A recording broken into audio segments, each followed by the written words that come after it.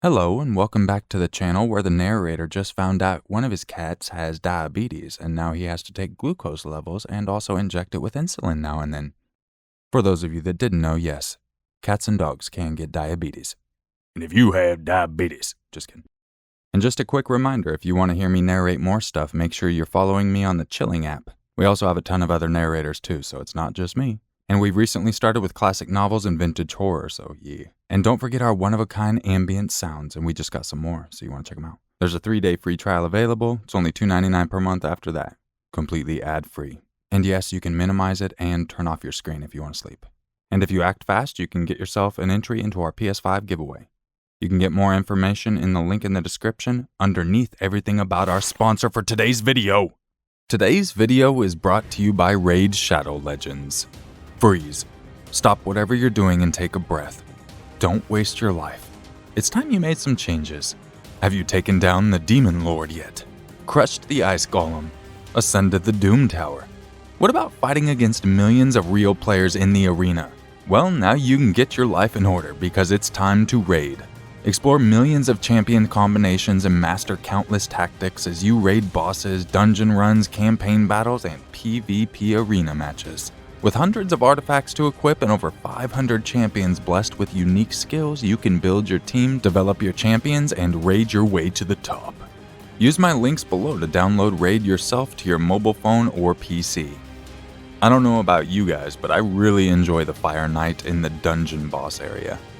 It's an extremely hard boss, also known as Fyro the Infamous, or as we know him, the Fire Knight. He was once a proud knight of Volcar, but he committed regicide at a peaceful summit with the Frost King and was bound by his own people to guard Volcar's treasure. So how do you make Volcar's treasure into your treasures? Hits, hits, and more hits. If you want to beat the Fire Knight, you gotta have a hero that's gonna hit them a lot. So try using Arbiter, Rosin Scarhide, Allure, Coldheart, all of which deal a lot of damage and will help you beat that Fire Knight up.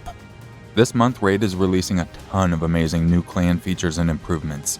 There are brand new quests for you and your clan members to work together on, new benefits for every clan member just for being in a clan, and even a brand new clan shop that gives you access to some incredibly powerful items. Also this month got new champions to collect from fragments in Doom Tower.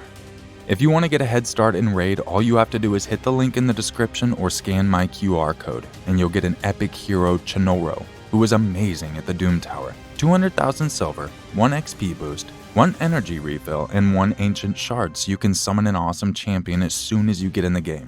You have 30 days to click that link in the description and get your bonuses, and you can find your bonuses right up here in your inbox.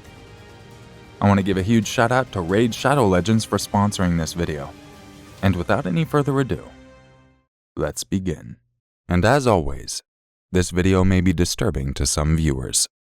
Viewer discretion is advised.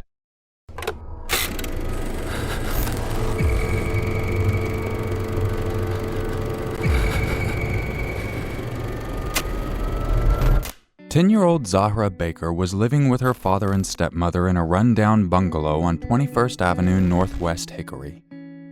Their home had been visited on 4 different occasions over the better part of a year by social service officers due to repeated reports of improper discipline of the child. In spite of there being reports of Zahra showing up to school with a black eye, the officers never found taking any action to be necessary. That resulted in the closing of the case on the 6th of August 2010, with no evidence of maltreatment or child safety issues having been found. Adam and Alyssa Baker married each other in his parents' front yard after having met online. He had a daughter, Zahra, from a previous relationship who had recently lost a leg due to cancer, but finally managed to beat it after an 18-month-long battle. Alyssa, on the other hand, was hiding 6 previous marriages, of which at least 1 was still in effect at the time of theirs, 3 grown-up children, and a history of abuse. The newlyweds quickly moved to the United States, taking Zahra along, and cutting ties with Adam's mother, Karen. This decision would later come back to haunt the Bakers as Alyssa's true self started showing more and more whilst Adam started neglecting his daughter. Statements later given by some of their neighbors paint a grim picture of what life had turned into for the young girl.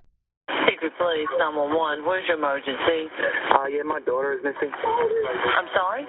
Your daughter Yes, ma'am. Okay, what's your address? 21 21st Avenue, Northwest. The police were out here last night. They were firing a ransom note for my boss's daughter. I got up a little while ago, and it appears they took my daughter instead of my boss's daughter. Okay. How old's your daughter? She's 10. She's handicapped. She has a prosthetic leg, so that... Hold on just a second. How long has she been missing? We checked in there last night about 2:30, and she was there, and all this happened last night about 5 o'clock, so I don't know if they set a fire in the yard to distract us to go out, and when they snuck in the door, or I don't know. Okay, I'm not familiar with what happened last night. What happened last night? Last night, we were woken up. My dog woke me up, and I had a fire in the backyard, and somebody had poured gas in my company vehicle that I drive for work. They left a ransom note on the company vehicle to my boss saying they had his daughter and his son was next. And his daughter's fine. His daughter came with him here last night when I called him. And it appears they may have taken my daughter instead of his daughter. They took his daughter. Okay, do you know who this was? I don't know who. That may have taken her? No, ma'am. Do you have any idea why they were threatening to take his daughter? I don't know. Okay, what's your name? My name is Adam Baker. And your phone number? Okay, so no one has seen your daughter since 2:30 this morning? No, like I said, we had all that drama last night, and me and my wife went back to bed. And my daughter's, I think, coming into puberty, so she's hitting that broody stage. So we only see her when she comes out, when she wants something, and that's about it. Okay, and did you say that she was handicapped? Yes, ma'am. She has a above-the-knee amputation. Okay, she has one leg? One leg, yes, that's ma'am. partially amputated? Yeah, she has a prosthetic leg, which apparently they're taking with her.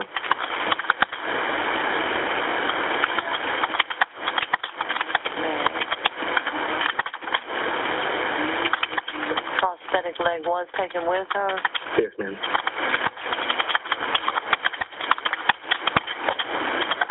Okay, and you don't have any idea at all? No, like I said, it was all addressed to him, and apparently it was all taken out on him, and I guess they thought he lived in this house. On this. Okay, I was talking to my partner. Okay. Okay. Okay. Did you talk to your boss about it? I've just spoken to him, and he told me he's going to be here shortly. Okay. So, do you think that he knows? We had an officer out here last night, and he ran through who he thought it may have been, like an ex-employee or something. Okay. And you said 21 25th Avenue Northwest? 21 21st Avenue, sorry. 21st Avenue. Yes, ma'am. 21 21st Avenue.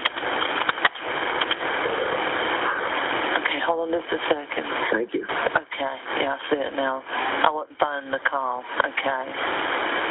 It was a Officer Rowland. Okay. All right. Okay, all right. We're getting the police on the way out there. If you find out anything at all in the meantime before we get the officer out there, call me back. Anything that would help us as far as finding your daughter. Okay, thank you, ma'am. Bye. What Adam failed to mention is that his daughter had been missing for 15 days at the time he made the call on October 9th. He fixated on having found a ransom note on his work vehicle that was addressed to his boss. During police investigations, Alyssa admitted to being behind the note and the arson that came with it. She also confessed to the murder of Zahra, even taking the police to the same spot where she had buried her stepdaughter. Phone records placed Alyssa at the very places she took them on the 25th of September, leaving the question of how Adam could not have realized that his own daughter was gone for so long. The Bakers lived a rather harsh life once setting off for the U.S. together. At first, they lived with Alyssa's father, only to get kicked out 6 months later due to what the father later suggested was Alyssa's substance abuse. Within the following 6 months, they were evicted once again.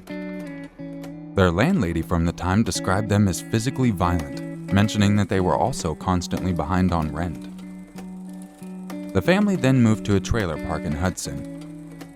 Several of their neighbors from the time they lived there confronted the would-be parents on how the two mistreated young Zara. One incident, she was left with a neighboring family and hid in their bedroom when told her parents would be back for her shortly. Alyssa was found guilty of second-degree murder and was sentenced to 18 years in prison, but also received another 10 years for a drug conviction.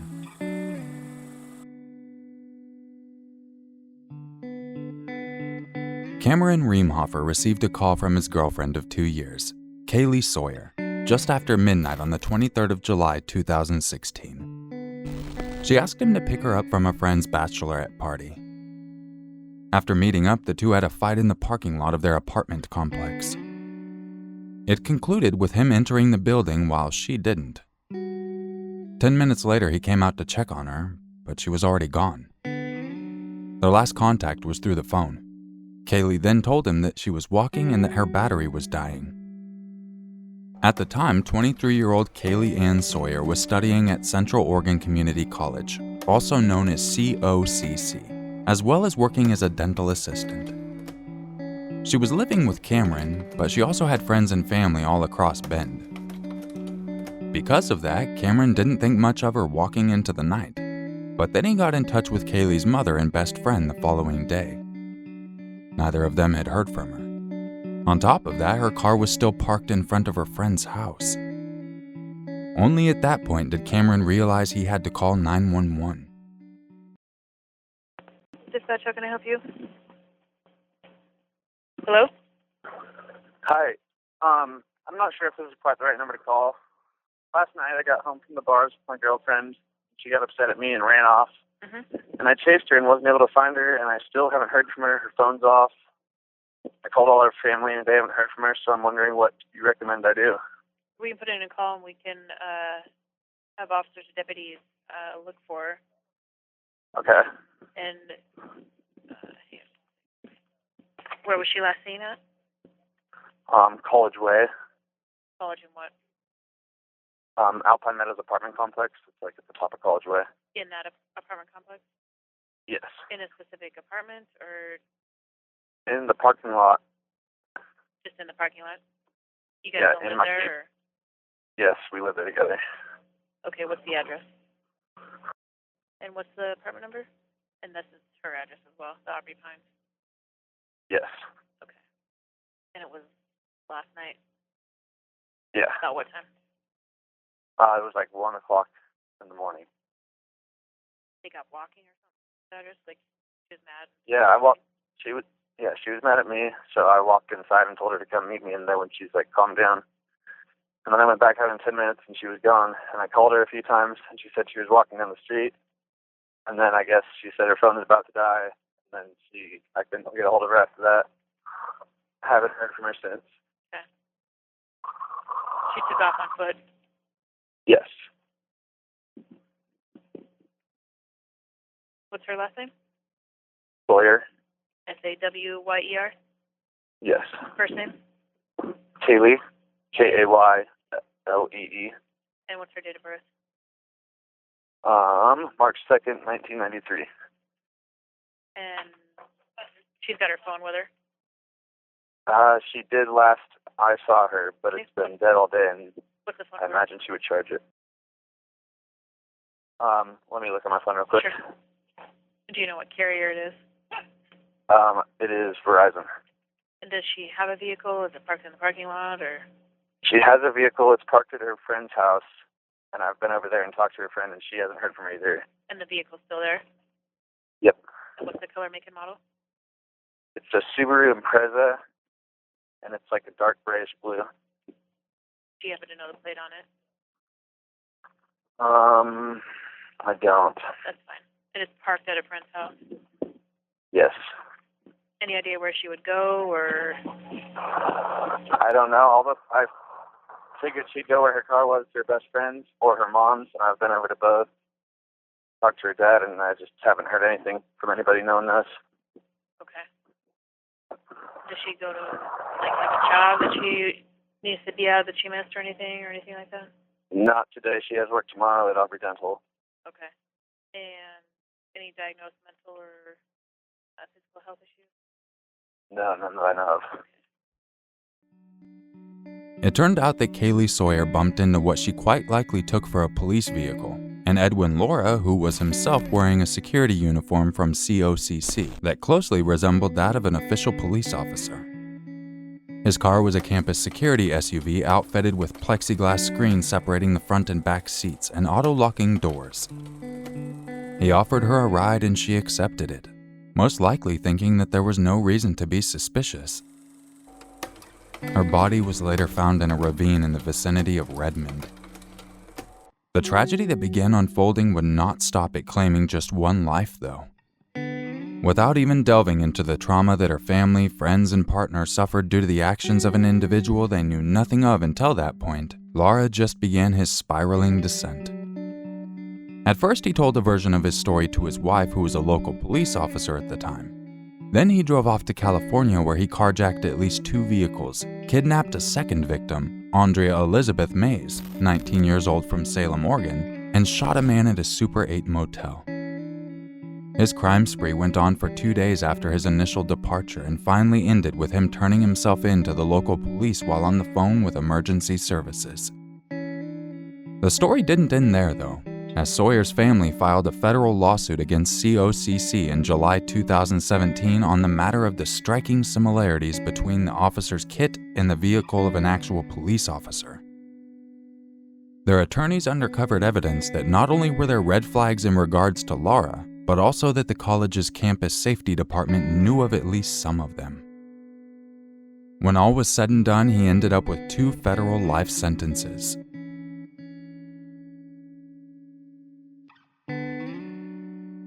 The Kenthammers had been married for 25 years at the time the incident took place. They had a daughter and kept good relations with their close relatives.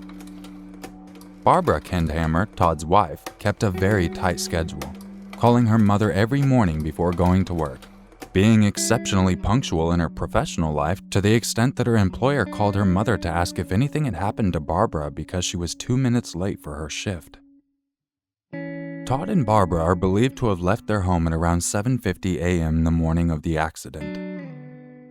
Despite Barbara having never been late for work and there being no evidence of her taking the day off, they were driving away from the school she worked at. Images of their car were captured by CCTV as they were driving out of town. Supposedly, they were going together to replace the windshield on a truck, though it was later found that neither of the people Todd claimed as his clients for the job arranged anything of the sorts. Todd called emergency services at around 8:30 a.m. on Friday, the 16th of September 2016, from the M Highway, just out of Hamilton, Wisconsin. He told the operator that he and his wife Barbara were in a car accident caused by a pipe falling out of a flatbed truck and hitting their car's windshield. He claimed that the pipe hit her and proceeded to follow the operator's instructions regarding CPR until authorities showed up at the scene. They found Todd in an agitated state and clearly nervous, wearing a blood-stained shirt. Hello? Oh, hi, this is the 911 center. You called me. I've got a help now? Yes, hang on. I've got police and ambulance, first responders headed to Emmenberg and Cooley. I need you to tell me what happened. Slow down. Did the car work? Needs help. Okay. And so your wife is injured? Yes. Okay. Yes. And there was in a car accident? Yes, a pipe or something came through her windshield. A pipe did. Pipe? Okay.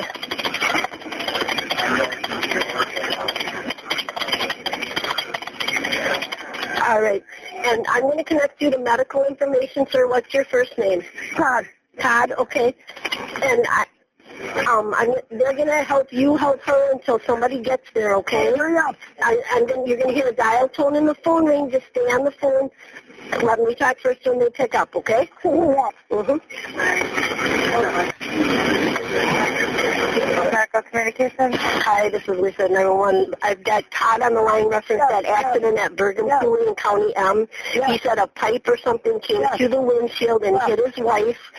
His callback number is the number on the header, 608-790-2360. So he needs some help with it. Go ahead. Okay, tell me exactly what happened. She got her and she's hitting her head in the throat, I think, in the throat or something. She's got blood coming out of her nose and mouth and it's really big and blue. How old is she? 46. Is she awake? No, I can't get her to her. She talked at first a little bit. Okay, is she breathing? No, I don't think so. No. All right, sir. We do have help on the way. Stay on the line. How long? You're in. Up the road. Sir, I want you to stay right where you're at, sir. Hi. I'm going to try to do something with it. Yep, I'm going to put the phone down. Can you get her out of the vehicle, sir? I got her out. Okay, I want you to lay her flat on the ground. I got her flat. I know first aid, but I don't know what to do with this. Okay, listen carefully. I'm going to tell you how to do chest compressions. Place the heel of your hand on her breastbone, right between her nipples. I know how to do that. The other hand is top. I know how to do that. Pump the chest hard and fast. He's got blood coming out of his mouth. That's okay. Go ahead and pump it twice per second and 2 inches deep, okay? Okay. Let the chest come up all the way between the pumps. I'll come back in a minute. Okay, keep going, sir.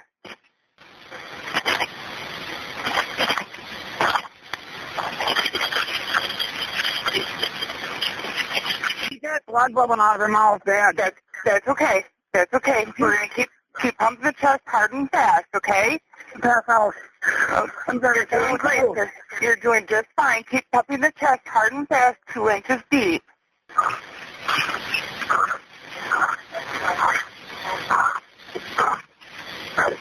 Keep going, sir. You're doing great.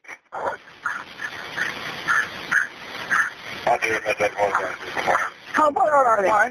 They're coming as fast as they can, sir. I know, but how fast is that? They're coming. I know, but I can't stay much longer like this. Yes, you can. You're doing a great job. You're doing what you can right now for her. She's breathing out her ear, too. Okay. I hit her hard when she whipped around. Okay. That's okay. We're not hurting her at all right now. Here comes somebody that's funny. I don't know who he is. Okay. Just keep going.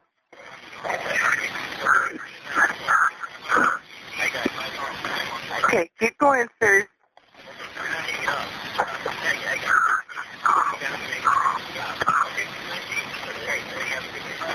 I am. Yeah, they're coming. They're coming. They're coming. You're doing great, sir. Keep going.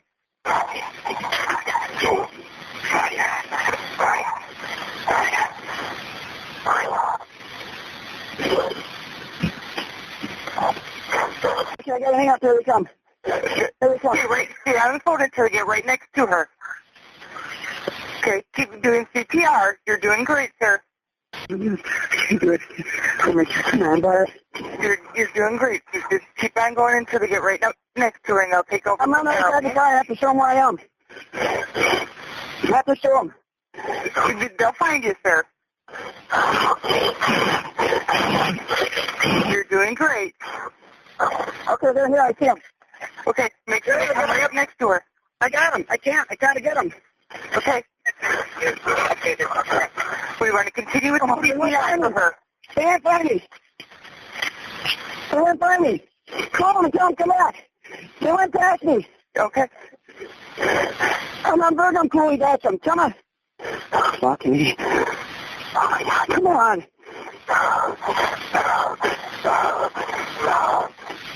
Oh my God. Okay, so we got him turned around. Keep going. Keep going. Get him back here. Get him back here. Get him back here. Come on. Yep, they're coming. I don't see them. Which side of Bergen Coulee are you on, Todd? There's only one Bergen Coulee. No, which side of the road? You don't see my car. I tried to turn around. Holy fuck. Are you hurrying? They're coming, Todd. Keep on going. The best thing we can do for her right now is to continue with that CPR.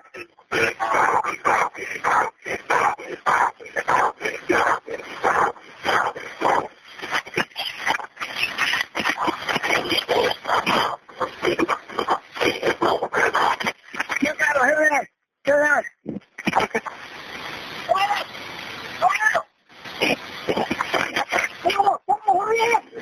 Hurry up. You're gonna be okay, Barb. You're gonna be okay, Barb. You're gonna be okay. You're gonna be okay, Barb. You're gonna be okay. Hurry up. First responders are on scene, I know that. All right, sounds great. Thank you. Yep, bye. Bye-bye. Come on, come on. I gotta hurry up. Please hold him out, Dad. I got her. That's on another road. Hold on, man. Todd? How far?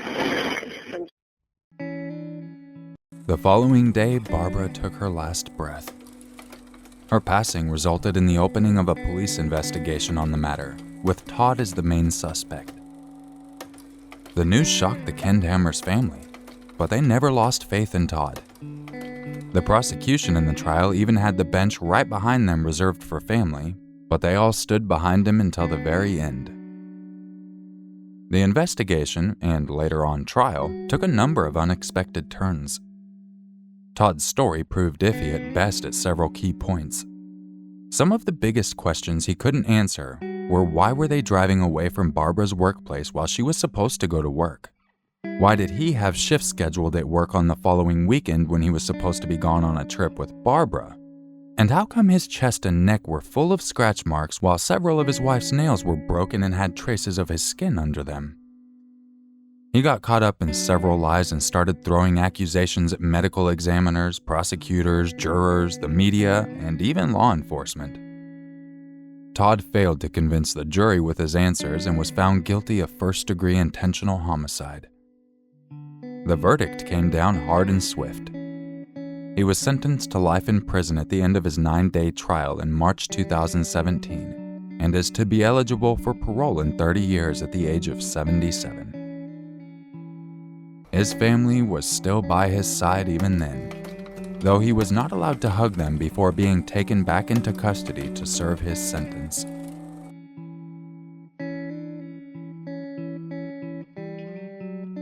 I really appreciate you all taking the time to watch this video. And, yeah, I guess I'm gonna go try to figure out how to do this whole cat situation. Man, it's so hard. I gotta give insulin every 12 hours. And he was so bad off. He was bad off, I'll tell you what, man. It was nerve-wracking. I almost had to go to Vegas for an emergency trip, but he's doing better now, that's what I'm saying. A normal cat glucose level is like 150. His at the vet was over 600. When we got home, it was 550. Like, it was bad, dude. He was puking everywhere. It was horrible. Anyways, he's a lot better now. So yeah. I guess no one really cares, but I'm venting. Shit, man, it's just been me and my wife, and yeah, I'm venting to someone. And you guys are my someone. Anyway, much love to you all. He's doing better. So all is well in that regard. At least we seem to have caught it early. So can't complain in that. I will catch you all in the next video. Hey, and if you want to help the channel out and play yourself a mobile game, don't forget to get Raid. Link in the description. First 30 days if you're new, you can get some cool stuff. Hell yeah. And I will catch you all in the next video. And just remember, it's always scarier if it's true. Bad bye.